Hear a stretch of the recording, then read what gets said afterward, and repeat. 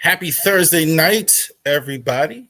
Ravori Sports Podcast followers, watchers, onlookers, haters, evil doers. Thank you very much for joining us here. It's Thursday, a little day late for the Ravori Sports Podcast, but we thank you for joining us no matter where you are. So, this podcast is especially for fans like me, fans of the Baltimore Ravens, Baltimore Orioles that live in different parts of the country. Of course, we got a lot of Baltimoreans like me, natives like me that lived in Baltimore like I did for so many years that are happy to be here and are fans of the Orioles, the Ravens, and the Terps, because that's what we do here. We talk Orioles, Ravens, and the Terps every week for the podcast. We have not missed a week of podcasting the entire 3 years we've been doing this. So I'm very proud of that. The fact that we've been here every week, and we are one of the few podcasts that every week talks Ravens and Orioles every single week of the year. So from January to December, we have a Orioles and a Ravens every week. So thank you very much. Felt the need for whatever reason there to go over what we do here. Once again, like and subscribe to all of our social media platforms, especially those of you on YouTube. We're gonna have a subscriber challenge here at the beginning of the year, right for the Super Bowl. So we're gonna go over that. We're gonna have a giveaway. It's gonna be cool where somebody's gonna get a chance to get a jersey. This time we got jerseys this time. So definitely we're gonna have a subscriber challenge here coming up pretty soon. So we want to thank all of you for that as well. So definitely, real quick, the business Genesis Notary Service in Winchester, Virginia. If you know, you know, in Winchester, Virginia. So definitely every day, this phone here that I get here as well, right here, this phone gets text messages all the time about notary appointments on SnapDocs, on my Facebook page. Definitely get phone calls. So I appreciate all of you in the Winchester area for getting that squared away for us as well. Also, too, with the business, see Charles Harris, we are LegalShield.com. If you are looking for legal services and you want to save money, absolutely take Legal Shield. I'm especially talking to you out there that are running a business and our benefits package and everything that's going on. If you're looking for that right now, at my 9 to 5, I'm going through that, the benefits package and all that stuff. You can offer Legal Shield as part of your benefits package to your employees right now. It's a great value add. It won't cost you much to add Legal Shield to all of your employees and get that squared away. Our flagship, RavoriSports.company.site. So definitely check it out. Ravens, Orioles, hats, jerseys are on there. Terps, and also too, RavoriSports@gmail.com. If you need any business done for any reason, or if you see jerseys not on the site, we can get it for you. We can go ahead and order that for you. You can also too support Ravori Sports by doing our links through Fanatics. So definitely check that out on all of our social media platforms, especially during games. Little hint there that the links, you might see links during Ravens games or Terps games or Orioles games as well. All right, so let's go ahead and get it popping, as they say.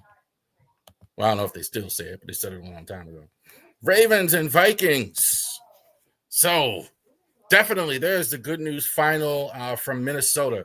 US Bank Stadium, I think, might be the coolest stadium in the NFL. I mean, it is state of the art, cool to watch a game, and even cooler when we get a Ravens victory, 27-19.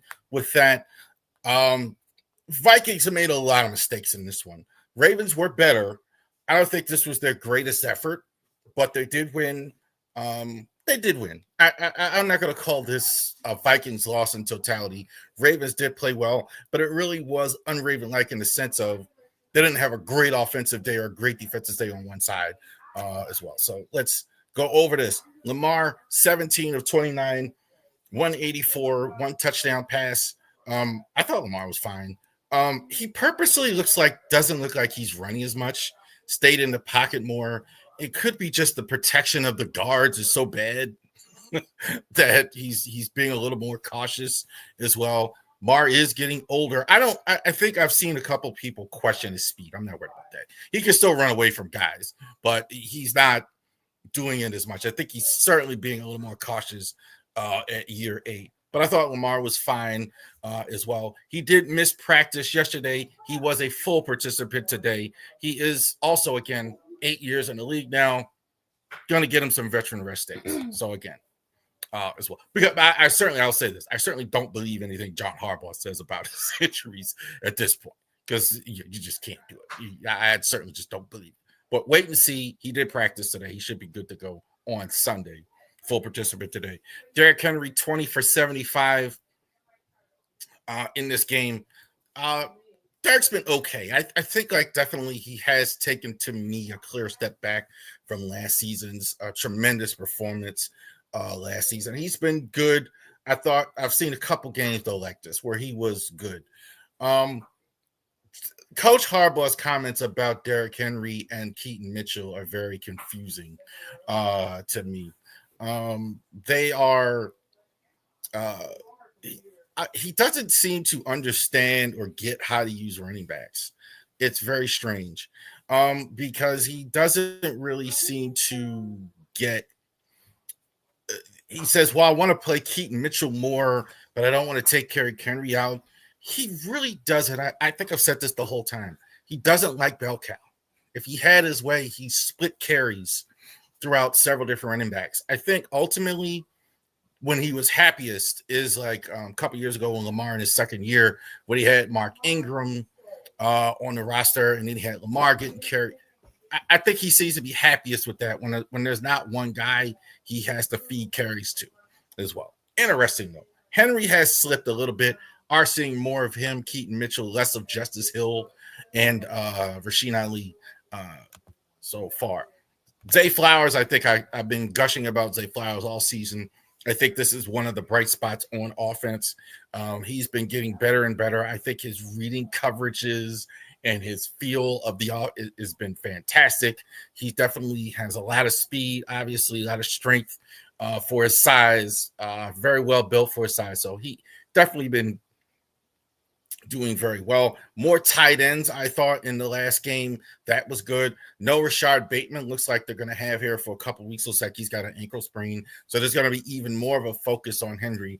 My guess is you're going to see Devontae Walker a little bit more. Also, too, you're going to have more of the tight ends, I think, coming up in the second half. Kyle Hamilton had the best one tackle game I think I ever saw. It is just fantastic watching Kyle Hamilton in these games. One tackle doesn't even do it justice. Pressure on the quarterback, J.J. McCarthy, going back in coverage on some downs, playing linebacker, playing safety, playing nickel corner, playing outside corner. This is what the modern era of NFL player, what everybody wants. A guy like that who could do multiple things well on the field. Kyle Hamilton for a one tackle. I'm telling you on the stat sheet, it definitely looked like more than that. I will say too, Mike Green is also to acknowledge rookie Mike Green. Looks like he's getting better and better every week as well. I thought Mike Green also really stuck out for me as well. J.J. McCarthy, 20 for 48, 248, one touchdown, 2 interceptions. I'm not going to keep banging on J.J. McCarthy. I mean, he's not the guy. I mean, I've been saying that for I said that before he got drafted. I said that in Michigan. I said that. I've been saying that. He pops at times. So I can believe an NFL GM or NFL coach would work him out and be impressed with him because at times it looks great. He really pops and flashes at times real talent. So I think unlike some guys who just don't, I could see it at times. The consistency is nowhere close. Two of those, one of those interceptions was just horrible as well. Ravens defense, I would say this last few weeks has something to do with that as well. They have really played well the last few weeks as well. I did mention Kyle Hamilton. Malachi Stark's really getting better. Holy Gilman actually playing better. Also, too, I meant Mike Green. So that has something to do with it. But McCarthy is just not doing well here. Aaron Jones kind of went out again. 9 carries, 47 yards. They kind of got behind, so I think he was kind of underutilized. Saw a little bit of Jordan Mason in this game. I think they'd rather have Aaron Jones of the two, a little bit more explosive. So we will go ahead and go over that. Jalen Naylor is in there as well. 5 carries, 5 receptions, 124. Naylor, I thought, looked really good in this game. So despite McCarthy's issues, I think it could have been much worse. But Jalen Naylor made a lot of 50-50 catches that were really, really good in this football game. So really good stuff, I thought, from Jalen Naylor overall. Frustration really looked like from the monster Justin Jefferson in this game. He really looked the cheat code, as I've been calling him, really looked frustrated at times with some of the quarterbacking. He's not come out and said anything, but just reading the body language and everything during the game, didn't get as many catches in this one. Took one bad, it just looked frustrated for him. Naylor, though, was good. Not a real reflection, though, on Jefferson. Jalen Richmond, I think, was their guy, probably the best guy on defense in this game. Their defense is good enough. I definitely, even though it didn't work out for them like we thought, this scheme was good in this one. Brian Flores really dialed up some good stuff. He was really pressuring Omar a lot. I think it was like 38% of the dropbacks as well. I think this is going to be, I think people are going to go past that, even though they won the game. The way, again, one more time the line, this looks, they're going to have to, teams are going to do more and more of that as well. Blitz Lamar, go after those guards, et cetera, et cetera. I think you're going to see more and more of that going forward as well. So Ravens, 27-19, 3 straight road games. They won their first 2 against the Vikings. So they're going to go ahead and go this week and play. Bit of an ugly game. I wouldn't say a horribly ugly game because it was some decent offense and things like that. The Ravens didn't play too poorly. I don't think it was great, but I didn't think they too poorly. It's kind of like, meh, they could do better. I think a better team, it would have been closer. I think they would have done more. I think also, too, defense has improved greatly the last few weeks. That includes the Rams game. So they give up 17 points. If you're giving up less than 17 points on a weekly basis with Lamar Jackson healthy to go, they're going to win most of their games. So you have a game this week. There's a dog pound. So in the dog pound, the Cleveland Browns, I think some of the most crazy loyal fans, I think, in any sport, the Browns. Unfortunately, since the post-Mark Modell era, they've had to endure a lot of losing, and they're not any different this year. 2-7. Browns 2-7. Ravens 4-5. 425. I think, is it 425? Is that right?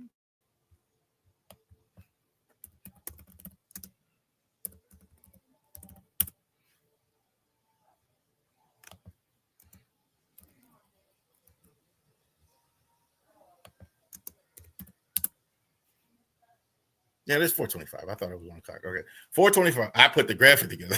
I just had to check it out. So 425 in the dog pound. Ravens and Browns. Let's check this out here. What's going to happen? We are going to have Lamar. He did miss practice. 1,200 yards, 49. Not bad for a running back.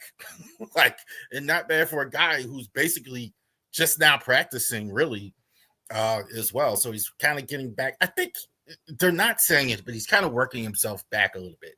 In the Dolphins game he hadn't practiced in so long. You don't really practice on that short week.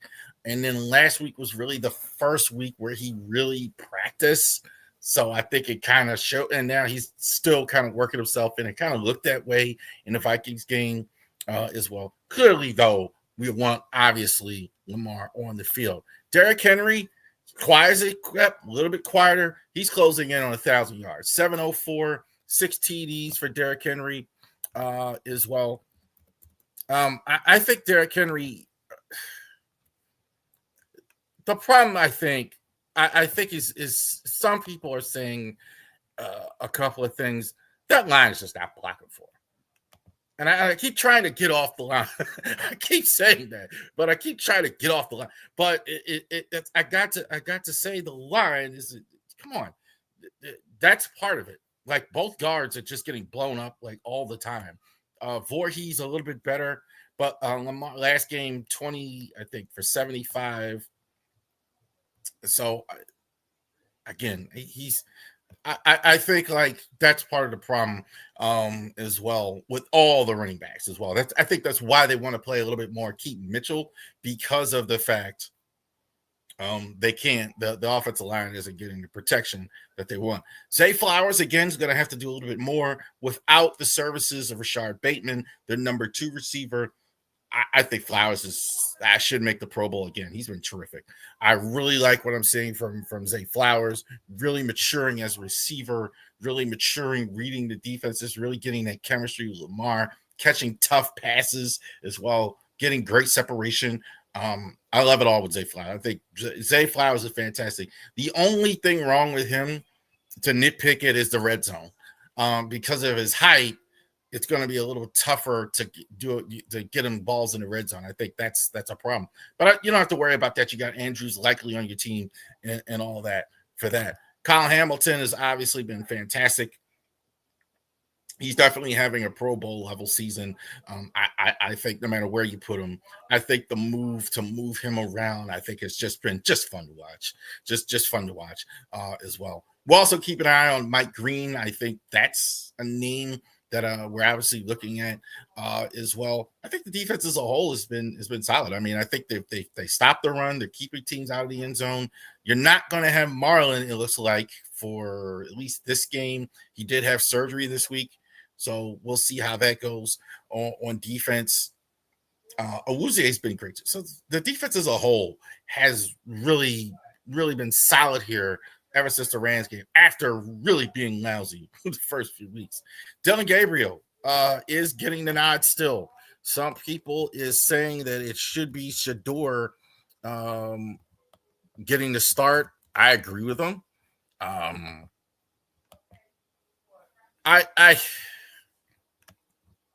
Gabriel, I think, let's see.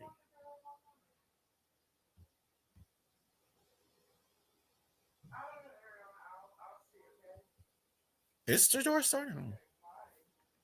Breaking news.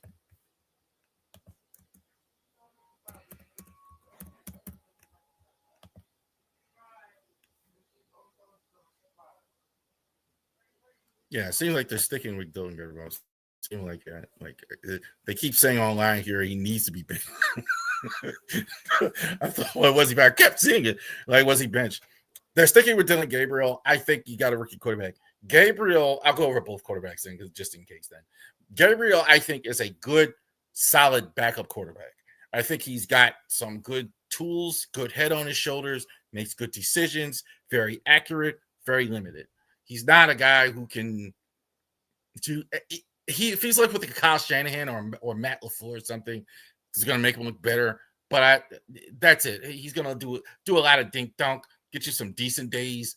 I think he's a career backup, maybe a marginal starter, low end starter at best. Shedeur, I thought he was the best quarterback in the draft last year, along with Cam Ward. So for whatever reason, they're not, they're not doing that. I don't know how much longer you're going to go with Dillon Gabriel. I'm actually glad, honestly, as a Ravens fan, they didn't make it. I hope they're going to have to wise up pretty soon and actually do that. Quinshawn Jenkins has been fantastic for him. No surprise if you saw him at Ohio State, what kind of running back this is. Strong in between the tackles, outstanding stuff. Fresh off a national championship, 5 TDs. He's a guy, too, didn't really have a camp at all. Kind of thought the early season maybe they would kind of ease him in. Since he has been active, he has been fantastic for him. Jerry Jeudy, I think, is a solid NFL receiver, not a stud in the top 15, 20, not as good as Zay Flowers, but a solid receiver. I think also, had frankly on a different team where he could catch 50-50 balls, then he could get more volume, but clearly he's the number one guy here. Myles Garrett, I got no sympathy for him, none. I don't feel sorry for you, Miles. 12 sacks is just totally being wasted on a lousy team in Cleveland that's not blocking for him, that's not doing anything for you. It's totally being wasted there as well. X Factor, Keaton Mitchell. I'm interested to see his usage going forward. You're having problems at the line. I think one thing you can do is to have change of pace more. I think it's obvious, but it hasn't been happening. So let's see if we can get the thunder and lightning thing going. Derrick Henry getting 30 plus years of age, line having trouble. Let's see if our Keaton Mitchell can go through those holes and go through those, beat those filet blocks and everything like that. X Factor defense. Mike Green getting better week by week. Getting better week by week. A little worried at the beginning about Malachi and Mike Green, but he's kind of pressed into duty. I don't think they thought he was ready. I think he was just kind of pressing into duty. I think they were kind of left with him. They were hoping he developed, and he has. He's getting better every week, getting there as well. Certainly as well, Malachi Starks is getting better. So the two rookies need to contribute, and they're doing just that. Ravens absolutely win this football game. Feel really good about that. Browns, I don't think there's anywhere in the world they can go ahead and muster up the offense they need to go ahead and win this football game as well. I think Ravens pretty comfortably 30-10, something like that. They're just not going to score enough points. Just not going to score enough points. Gabriel is not a guy who's going to, he's going to dink dunk. The way the Ravens defense has looked as well. A big concern now, you got Jair Alexander clearly gone, and also, too, you got no Marlon Humphrey in this one. So you're going to have Nate Wiggins and Awuzie on the outside here at the start. Let's see how they do. Let's go. You may see more Keon Martin in this on the outside. You may see Kyle Hamilton a little bit more playing corner. This one. So we will see how this goes this week. Let's hope for a Ravens victory. We are all hoping for that the Ravens can go ahead and be successful in Cleveland. All right. Big Five.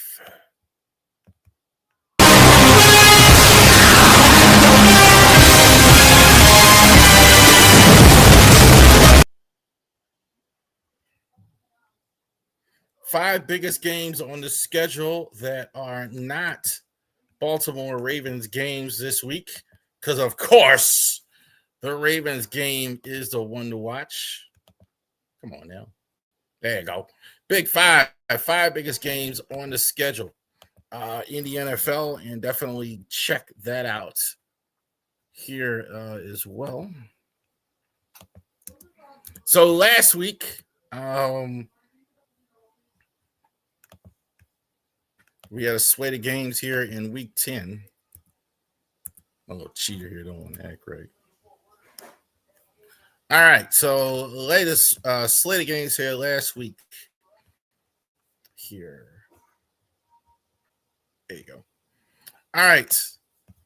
So let's go in order here. So Patriots and Bucks. I think the Pats have kind of cemented themselves.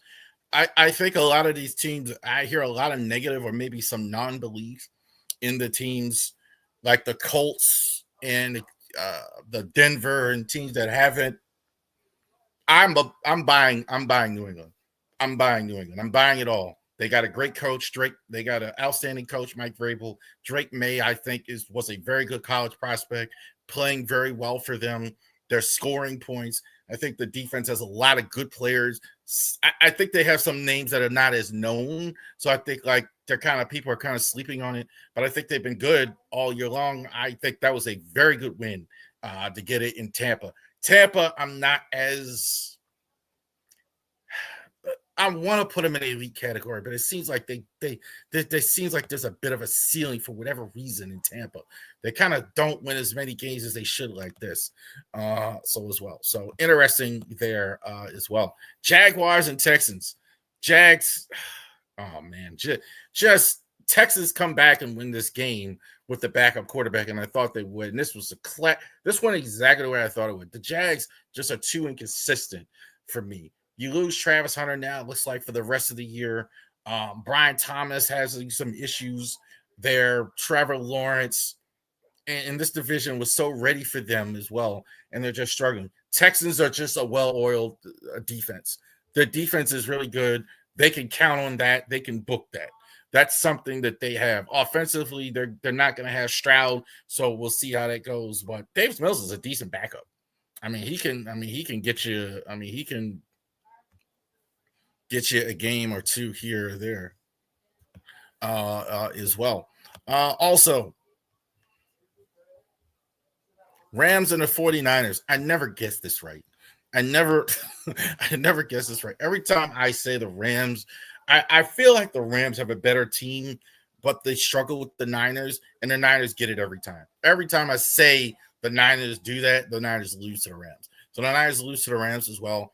I do think the Niners are a bit of a fraud. Not their fault. I don't even mean that. That sounds bad, but with all their injuries, I'm just really surprised that they're doing as well as they are. I don't think they can horse race with the Seahawks and the Rams the rest of the year as well. Steelers, and I'm gonna quote Shannon Sharp here, what he said about the Steelers and the Chargers game. The Steelers are only good when they have great production from their rush-ins, Watt and Highsmith. So when they play well, they get a good defense, and it kind of looks max the rest of their deficiencies as well. And I think that's a very good point. They should be beating the Chargers with all their injuries. The Chargers have, that whole offensive line is just totally banged up. They're on their third running back, and the Chargers just housed them. They almost got no offensive production as well. And that was an ugly game with the Eagles and the Packers as well. The Eagles, I kind of think what I still think about them. They just kind of went ugly. Packers have some issues. Love has just got to play better. See too many dips for him to be a really good quarterback at times. Bucks and the Bills. I think this is huge for both squads. I think the Bucks are really good. But they're kind of in the good category and not in the elite category. Come on, man. You're in the NFC. It can be there for you. I know you got a strong NFC West, the Rams, the 49ers, the Rams, the 49ers, the Seahawks, really good NFC West, but you are the team that could go ahead and go all the way through, have the talent. You got to win games like this. So as well, kind of the same thing in Buffalo. I don't think Buffalo is that different than they've always been, honestly. Buffalo has the biggest difference this year with Buffalo is they have a team in the New England Patriots that's really good. This is kind of what Buffalo's always been. They have a good quarterback, Josh Allen. They kind of lay an egg defensively. They can't stop the run. This is not, I don't know what people are looking at when they say Buffalo's so different. It isn't. This is kind of the same, except they're not dominating this division because there's other good team in the division. So I think they do win this game. I think this is starting to get cold now, like in Buffalo, and they're going to need this win. So I really I really think they need it more, and I think they'll show more of a sense of urgency. This would be a bad loss for them, a bad loss, especially for Buffalo. Chargers and the Jags. I'm not taking the Jags, man. The Jags, I think they just never seem to put a whole team together. They never seem to be consistent enough. I think the personnel is actually there in Jacksonville, and again, this is what you can see when you have a coach like Jim Harbaugh. They are what they are. Run team, run the ball first, get the ball in the hands of the running backs, play defense. They have an identity around who's on the field. This is why they're not missing a step.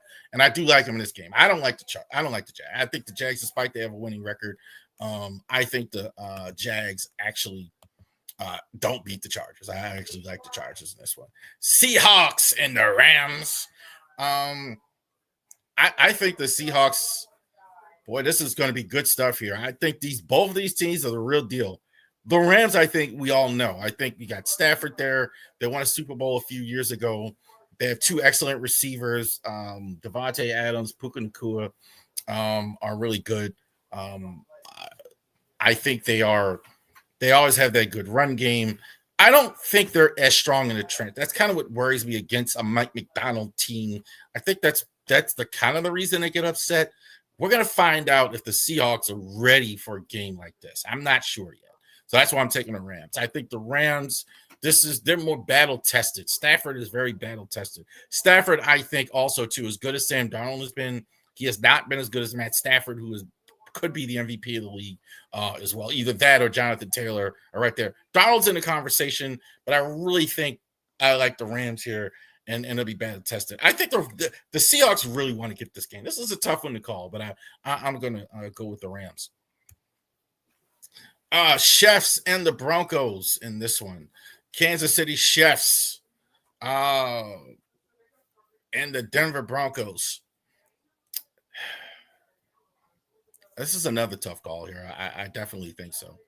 I'm not as low on the Broncos as I've seen, because I think this is kind of a team when you win ugly and you get low scoring. I think you're just not going to have team. I think that's just the nature of football and nature of fans. When you win ugly and you don't really blow things out of the water offensively, that's just kind of what people do. I kind of not buying. I kind of think they're going to win this game, though. I kind of think they're going to win this game against KC. KC, I think, is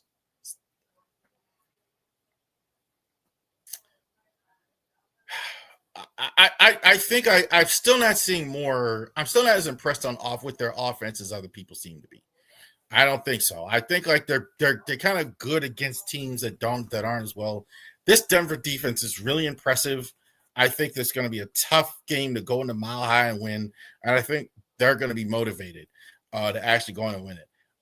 Bo Nix, look, he's good when he needs to be good in the fourth quarter, and this game will be close. So I'm thinking that's a thing with me. Like, he's not good for 4 quarters, but I think I've said this before. He's not good for 4 quarters, but he's good in the fourth quarter. So I definitely like Denver in this game. This will be close. This will be tough. And I think this could be big. This could be one of the games to decide home field in the NFC. The Lions and the Eagles as well. I think this is going to be fantastic stuff. Buckle your chin strap type stuff. Slobber knocker, to quote the great Jim Ross, like from WWE. Fights, flags, punch. This is going to be physicality. I think the 2 best run teams in the league. I think the Lions. I think the Eagles do get another ugly win. The Eagles get another ugly win over the Lions. The Lions, I'm not as worried about the Lions as some people are. I think defensively they're pretty good. I do think though there's not a lot of horse racing them. They kind of have to hit you in the mouth and win, which they're very capable of doing. That might be enough. But I think that the Eagles, I think if the points start to pile up, I think this is definitely a game. I do think the Eagles do win this game. There you go. Big five. So definitely check out all the games this weekend as well. Ravens at 425, so definitely check out some of these games. Big games, good slate of games. Big key matchups. Rams, Seahawks, those are big time games that are going on this weekend. Last weekend, Maryland and Rutgers as well. So I watched it so you didn't have to. Maryland, I thought looked kind of like they looked the last few weeks. I think their defense has been having some injuries, and they just couldn't stop the run last week. I mean, they just two straight weeks. I mean, they clearly have some players, but they can't stop the run. Teams are just running the football all over. I mean, what was that? 240, I think it was last week. So they clearly couldn't stop the run. They are getting interceptions every week. That's something. I mean, they are getting interceptions as well. So the secondary is still really good. So teams are just staying away and running the ball and having success. And so that's exactly what's happening as well. Malik Washington did, thank God, check off some of those runs, and there were more design runs right off the bat in the game. First quarter, he goes and runs for a 70-plus yard touchdown, and I think that was fantastic. So they were, thank goodness, they were doing they were doing things like that as well. When I wrote the piece after the game, it's like, man, it's like he heard me talking calls to run the football. But this is not the team's not good enough. Team's not good enough. They have some offense, they have some quarterbacking as well. They really don't have a number one receiver. Their offensive line is not great as well. And the offensive guys, although they have some talent, I don't think they're helping their quarterback enough. And the quarterback is a little green. He doesn't really seem to take enough control of the offense. I think the clock is clearly ticking on Mike Locksley at this point. I mean, I don't think I certainly if he misses a bowl, but the rest of the schedule, you're playing Illinois this week as well. So definitely we're going to be checking that out Saturday, right around I think it's 2:30 it starts. Fighting Illini is a pretty good team. So I don't think the way you've looked on defense, and there have been some injuries, I don't know how well you're going to do. You've lost 5 in a row as well. I think there is some development, but you're not competitive enough in the Big Ten when you actually have to play good Big Ten teams. That's just the fact of the matter. There's no other way to slice that. So when the Terps actually get into the Big Ten next week, you're going to be playing Michigan. We're going to talk a little bit more about that one. Great quarterback in Michigan, Bryce Underwood. But you're going to be playing teams like Michigan, Ohio. You didn't have to play Ohio State this year. Penn State has a down year. Indiana, you get rolled. You're not competitive enough against this team. Now, this is a basketball school, not a football school. So let's see how they feel about that. I think they're historically less hard on the basketball. The football coach is basketball, but I think the clock is ticking.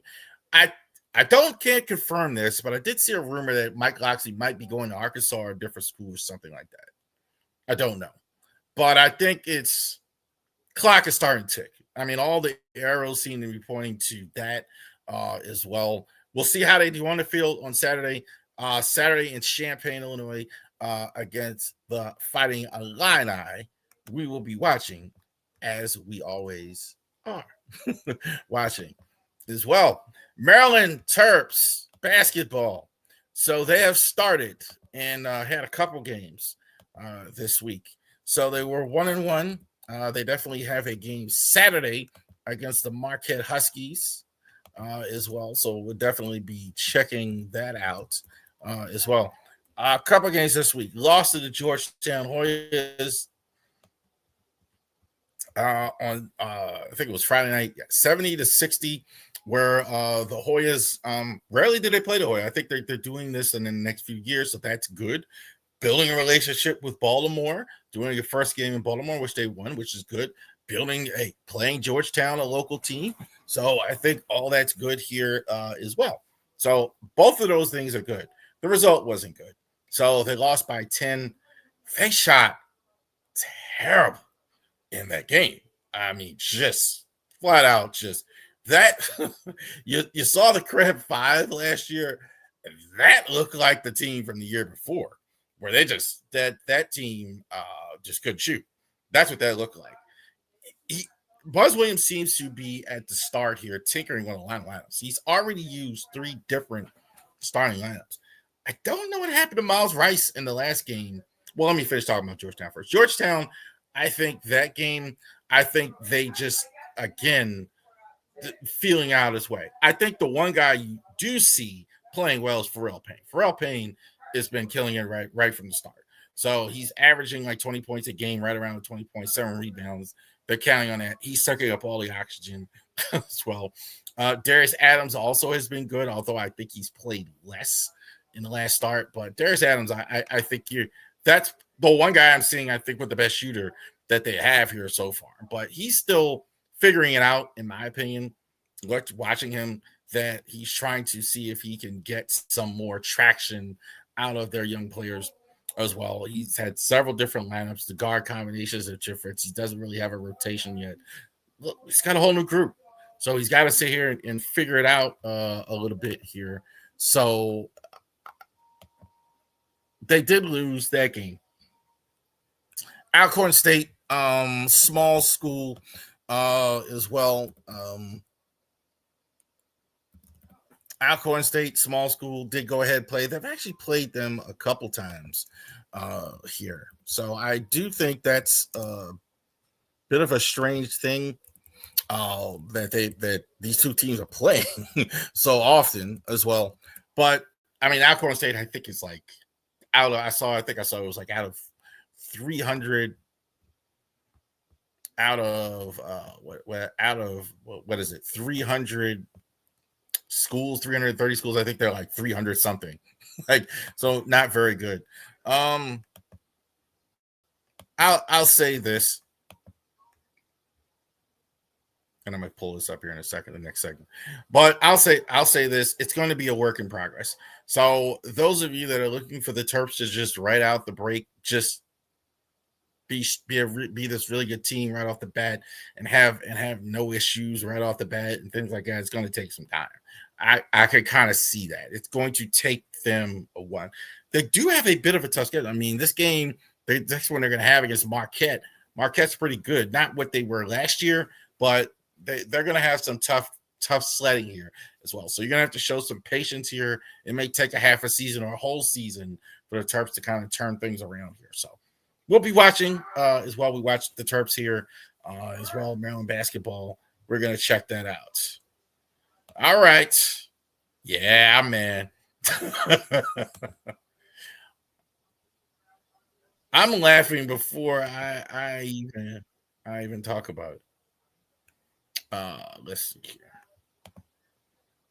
Let's talk about let's talk about these guys, because I think there's a larger point to make. So this week on his show, well, let's start at the beginning here. Michelle Beadle, for those of you who don't know who that is, Michelle Beadle was a NBA reporter at ESPN, NBA commentator, ESPN, but she had several different shows at most notably ESPN, as she worked at NBC. She's been in the media a long time as well. Right now, she's on a YouTube show with her co-host Corey Decker as well. And on that show, they went ahead and just laid out Stephen A. Smith praying literally for his downfall. And so that's essentially what happened there as well, and made news. It was everywhere that Beadle just lays out Stephen A. I don't like him, etc. Just kind of praying for his downfall as well. This was kind of precipitated afterwards by former First Take host Carrie Champion. Carrie Champion was the former host of First Take years ago. When I think it's in its heyday, in my opinion, when he had Skip Bayless and Shannon Sharp. Not Skip Bayless. I'm used to saying that. Skip Bayless and Stephen A. were hosting on Stephen A. Carrie Champion was one of the moderators, their first female moderator, I believe, is memory serves me, before Molly got there. So she was one of the ones there as well. She makes a video coming out against Stephen A. Smith, saying, "Well, where's your energy? Why aren't you yelling at her like you do? Why aren't you yelling at this white woman like you always these black athletes, et cetera? Why aren't you doing that, etc." So she comes out, makes a video. Definitely check that video out as well. If I had more time, I would show it as well. We're going to show this one here. But also, too, so Stephen A. on his Straight Shooter podcast, which is political show on Sirius XM and on YouTube, he comes out and just flat out ethers Michelle Beadle, and we're going to go ahead and get to that here in a second.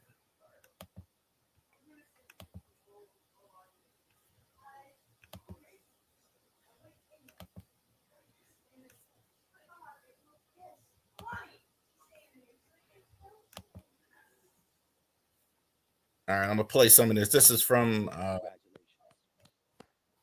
I didn't know you prayed. I had no clue. I didn't know you were capable of such a thing. The way you act. I know why you ain't back. I know why you can't go to other things. And the sad part about it is because it's all because of that stink ass attitude. Evil. You pray for my downfall? First of all, congratulations. Because I didn't know you prayed. I had no clue. I didn't know you were capable of such a thing. The way you act, I know why you ain't back.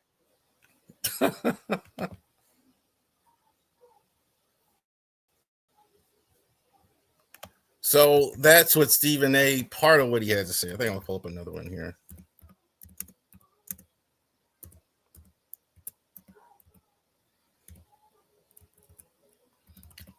Essentially, what he's saying here is they've been going at it for 11 years. So they've been going at it for a long time. They both worked at First Take. He starts out and says, very, very funny, I don't know you. I don't know who you are. Right. And this has been going on for a long time in the media with these two media personalities as well, with Stephen A. and Michelle Beadle going at each other the way they've been going at each other. Go ahead, so what is it now? I got 10 more minutes. Huh? What? Is there school tomorrow? Yes, there's school tomorrow. I'm still recording here. I still got 2 more minutes. All right. So, but they've been going at it. Daughter's asking about school tomorrow. So they've been going at it for years as well. Couple things here. Beadle, I've never been a big fan of Michelle Beadle. Not for any particular reason, or I don't know, obviously, but I just wasn't a fan. I just wasn't a fan. I thought, like, watching the NBA, I kind of see her as on the NBA show as well. I think she did with that. I think she did that. I didn't like her as much as on the ESPN show. I haven't liked the ESPN show as much as TNT anyway, but I didn't like her as much on that show as I did Rachel Nichols. Great. I didn't like that. There was that there in her prime. She was really good. And also Maria Taylor, I thought was Maria Taylor. Clearly she played ball. So I thought they both were really good. So Beadle, I was never as big of a fan. I mean, maybe some people out there like Sports Nation or whatever. Carrie Champion as well. I think Carrie Champion didn't even realize kind of what she was saying or it would get so much attention as well. I don't think she likes Stephen A as much as Stephen A thought. This is kind of what men and women kind of go through sometimes. Like somebody doesn't like you as much as they thought. I really heard Jamel Hill's podcast here recently kind of talking about that. And I kind of got the vibe for a while. They like maybe like she doesn't like Stephen A as much as he sees her think. I think he really seemed to be hurt about that as well. Stephen A, let's talk about that. So on the feed, on the Facebook, on the Twitter feed, that's like Jason Smithberg, who's in our Driving the Trap Productions group, doesn't like Stephen A. He kind of lit him up pretty good, I think, on the Twitter feed as well. That he's an a-hole or whatever. Okay. I must say this about this whole thing. Whether people admit this or not, there's a jealousy towards Stephen A. Smith. That's just true. I mean, whether people don't like admitting it. Look, we're out here right now doing sports talk. He's getting $20 million, and just people are just jealous of that. And that's what kind of came through during that whole thing. Beadle was a big deal at ESPN. I think, look, the people say downfall fell. It's very, very hard to have what he's had in media. It's almost impossible. So overall, she's been a success. I'm not saying that, but clearly it's jealousy. There's nothing else there in terms of that. Professional jealousy. I think it's professional jealousy for Carrie Champion. I think it's professional jealousy for Michelle Beadle. I think they want to sit in the seat that the guy is sitting in. All the stuff about he's there because he works hard and all that other stuff. Yeah. This is exactly right. The man works. You can't say that. I don't care what anybody says. I'm not as big a fan of him as some people think I am at times, but I am certainly a fan of the work ethic. There's nothing wrong with that in life. Sometimes that's all you got. Working hard, sticking it to the grindstone, putting the effort in. Look, I'm doing one show a week, 1 hour a week here. Maybe, I'm doing after the game or off season. We're going to get back to doing some interviews, maybe some. But man, this guy's on every day working. And I certainly can respect that as well. And so, but I do think it's fascinating. These legacy media guys who were too good for the beef and YouTube and all that other stuff, they're kind of leaning into it now. We've been talking about this for days. Like Beetle and that. All right. Last segment. Let's talk a little O's. Baseball 2026 prospect list. So the Orioles have been busy this week. They have been hiring coaches. The new coach head, coach manager Craig Abaddon has been hiring a staff. Staff is young. Kind of the trend. So a lot of these guys now, he's like in his early 40. A lot of these guys in the late 30, early 40, bench coach, 39. This is what it is. And they're going to have a chance to work with some of these young guys we're going to see here at the prospect list. It has changed a little bit. So some of the names we thought were going to be there are no longer here.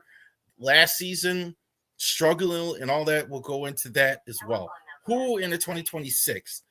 I don't know if we're going to have as much major league impact next year as we do this year, but we will see about that there as well.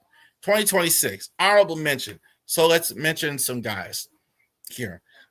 Vance Honeycutt, no longer in the top 10. He struck out like 180 times, I think it's something like that. So I think swing and miss is somewhat overrated, but he was really struggling with swing. I mean, it was really, really bad. Average wasn't good, really didn't get promoted. I'm assuming he'll be a double-A Bowie this year. We'll see, but not nearly what we thought. Got him from Vance Honeycutt. Good defensively, though. I'll say that. He was really good defensively there as well. Creed Williams, this is my Creed Williams. Definitely there. He's kind of slid down the overall prospect rankings, even though he's pretty good. I think some of that kind of has to do with the draft. He's kind of slid down as well because he was pretty decent last year. We'll see about Creed Williams still. I'm still thinking there's something there. Braylon Tavra, I think, is definitely one of this part of Michael Elias's international scouting. So definitely keeping an eye on him. I think he's still a couple years away. I had 2027. Maybe that's a little ambitious as well. But I think a good year, I think he'll move up faster than what people think through the rankings. I think he could be there pretty high. Griff O'Farrell as well. Let me see if I got the right.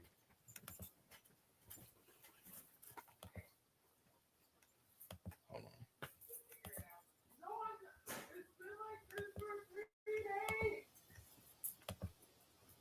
You got like an hour? I'm almost done. Like an hour? Like 5 minutes. Oh, period. Yeah. Management appreciates your cooperation, Ravori Sports. And I'm pulling this up now for you guys here because I want to talk about some of these minor league players. And also, too, we had yesterday, one of the reasons why I wasn't on yesterday is we had a Ravori birthday. So we had a Ravori 40-plus birthday, getting near the big 5-0. I know what you're thinking. He doesn't look that old. No, yeah, that is what y'all thinking. He does look that old.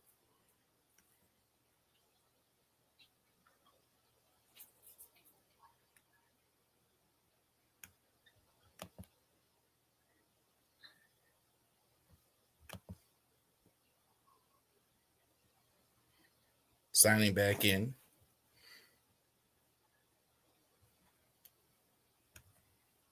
Oh, you gotta be kidding.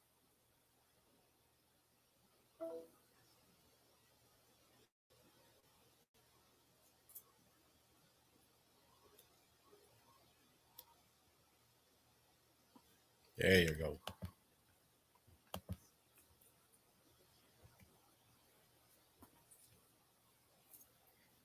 few more seconds. Management appreciates your cooperation. There'll be a little extra in your check this week for your patience in the matter. Thank you. I'm Ed Big Bad. No. All right, so thank you. We got the right graphic up here. Okay, so we got Tavra. That was the old graphic. So Braxton Bragg, I think also too, real quick, one of the outstanding prospects, I think, in the system. I think he had an injury. I think you're probably going to see him in 2026. Boston Bateman is a huge guy, 6'8", big, strong left-hander. Very intrigued to see how he does. I think he's got some control issues, but man, the sky is the limit, I think, with him. Keep an eye on him as well. Slater DeBron, I think, was the early draft pick. So we're definitely going to be watching those 2025 draft picks that they got. So definitely they traded away Brian Barker to get all those draft picks. Slater DeBron, I think, was the last of it as well. Also, Caden Bodine, fantastic college player. This guy was born to be a catcher. Great defense behind the plate. Excellent hitter, 300-plus hitter at the plate as well. I think the problem is going to be, I don't know if he ever becomes Oriole because of all the offensive talent that he has as well. So he's going to spend all this year in the minors, but I don't see this as a guy that's going to stay in the minors a long, long time. Michael Ferret, I think, was the best pitcher, I think probably closest to ready in the majors as well. Either him or Meha as well. But Ferret was fantastic last year. You could argue him or Braxton Bragg was the best pitcher in the minor league system. He actually was considered the best pitcher. He was fantastic. Nate George was a fast riser throughout all levels. When a guy moves up several times, that tells you what they think of him. So when you go from rookie league to single A to all, that tells you something. He's going to spend this year at Double A, and they're going to see how he does. Esteban Meja jumps off the screen with his ability to throw the ball. Electric stuff, it looks like. Can he develop into a complete pitcher? But really, really get excited about Esteban Meja. Couple more here. Wima Aloy, super impressed with him as a college baseball player. Outstanding. One of the best players, I think, in all college baseball in the College World Series. Very impressive. Put out that could Bradfield be the starting center fielder? I don't think so. But I think definitely we'll see him next year, 2026. 2027, if you want to say a full season as well. But yes, Ike Irish, I think one thing, whatever he needs to develop on, it's not plate presence. He looks, walks, talks like a big league slugger. Leave him in right field. I don't care if he ever catches. Definitely he has the power stroke. Definitely played well last year in Delmarva as well. Let's see how he does over a minor league season. 4, I think, real home runs last year in the draft. And the last 2 almost need no introduction. They don't even feel like prospects. Dylan Beavers was terrific last year in the minor leagues. Terrific with the Orioles. Worked his way into the top 100 of the draft. Top 100 prospects in all of baseball. And so Sam Basayo already has the extension, still has rookie status. I think the sky's the limit for these guys. There you go. Prospect lists. Thank you guys for joining us here for the Ravori Sports Podcast. Like and subscribe to all of our social media products. We'll see you after the game on Sunday with the Ravens and the Browns. Have a great day. Can you help me with this?